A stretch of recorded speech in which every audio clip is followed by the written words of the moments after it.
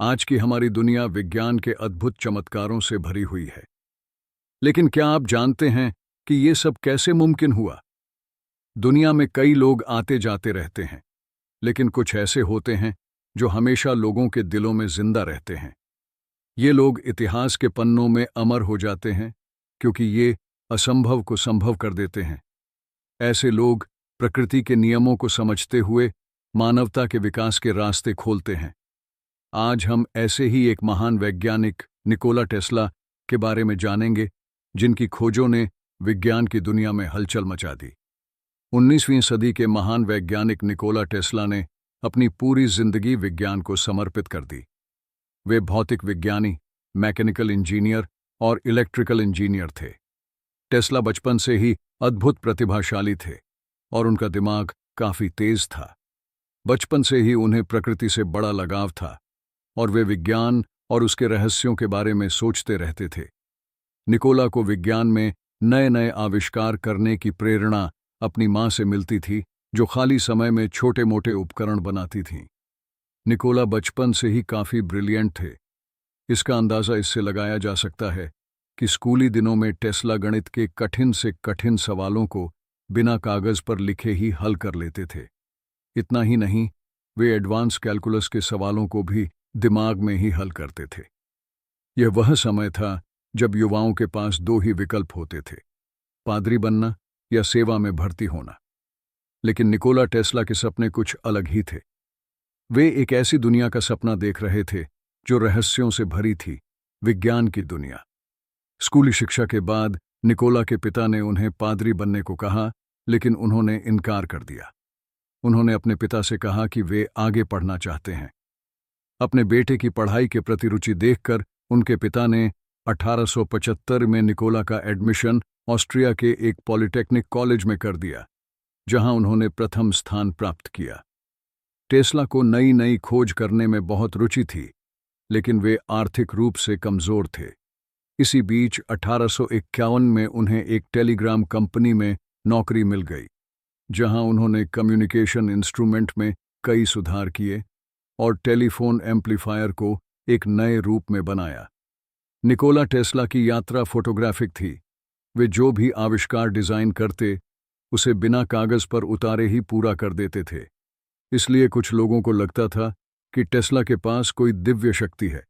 हालांकि टेस्ला कहा करते थे कि उनका संपर्क एजेंट जैसे लोगों से होता है और उन्होंने टाइम ट्रेवल भी किया है।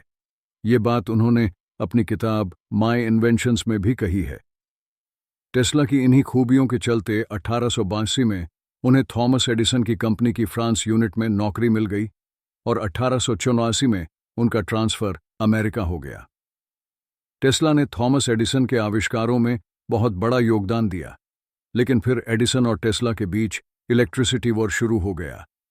एडिसन की कंपनी छोड़ने के बाद टेस्ला ने अपनी खुद की कंपनी खड़ी की और ऐसी प्रणाली बनाई जिसने दुनिया की किस्मत बदल दी। इस प्रणाली से दूर दूर तक आसानी से और सस्ती बिजली पहुंचाई जा सकती थी और आज भी पूरी दुनिया में इसी प्रणाली का उपयोग होता है। अपने अद्भुत कल्पना शक्ति और बुद्धिमत्ता के चलते टेस्ला ने बहुत से ऐसे आविष्कार किए जिन्होंने वैज्ञानिकों में हलचल मचा दी। उनमें से कुछ आज भी उपयोग में हैं, जबकि कुछ इतिहास के पन्नों में खो गए हैं। उनका एक आविष्कार, ऐसी इलेक्ट्रिसिटी मोटर, जिसने आज पूरी दुनिया को रोशन कर दिया।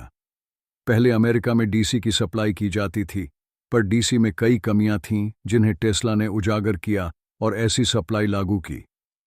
अमेरिका आने के बाद निकोला टेस्ला ने 1891 में टेस्ला कॉइल का निर्माण किया। टेस्ला कॉइल एक ऐसा इलेक्ट्रिक सर्किट है जिसकी मदद से कम करंट और हाई वोल्टेज की बिजली पैदा की जाती है। आज के समय में रेडियो, टेलीविजन और अन्य इलेक्ट्रॉनिक उपकरणों में टेस्ला कॉइल का काफ़ी उपयोग किया जा रहा है और वायरलेस ट्रांसमिशन में भी इसका उपयोग हो सकता है।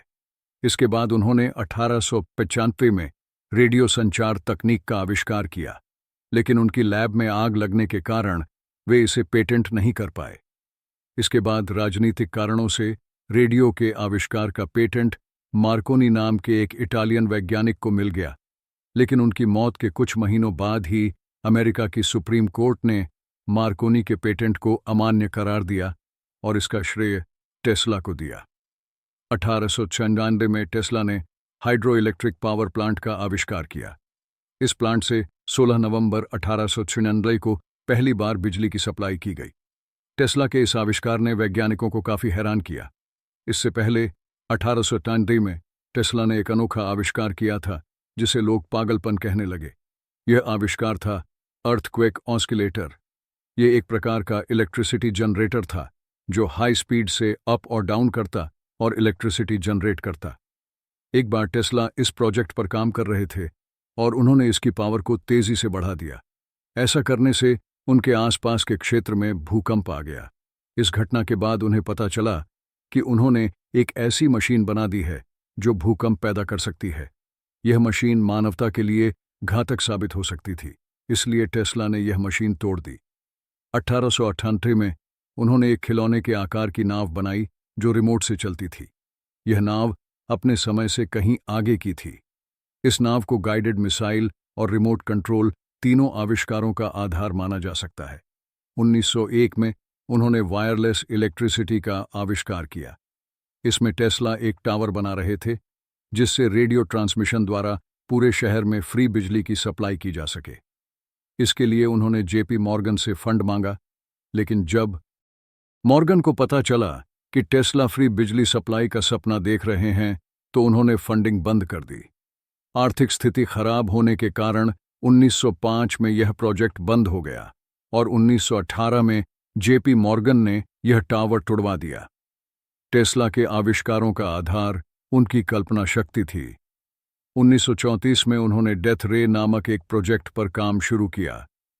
यह एक ऐसा हथियार था जो 250 मील दूर से ही दुश्मनों के हवाई जहाज़ों को खत्म कर सकता था, लेकिन फंड की कमी के कारण यह प्रोजेक्ट पूरा नहीं हो पाया।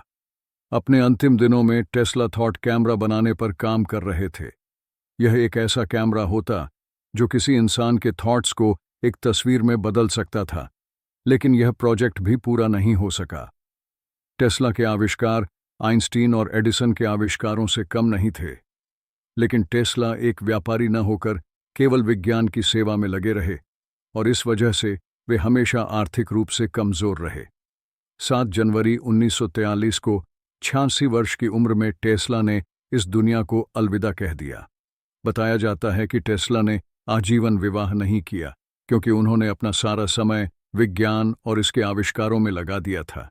उनके जीवन के अंतिम दिनों में कुछ प्रयोग असफल हो गए और कुछ वैज्ञानिक उनके ही पेटेंटों को चुराकर शोहरत हासिल कर रहे थे, जिससे वे डिप्रेशन का शिकार हो गए थे।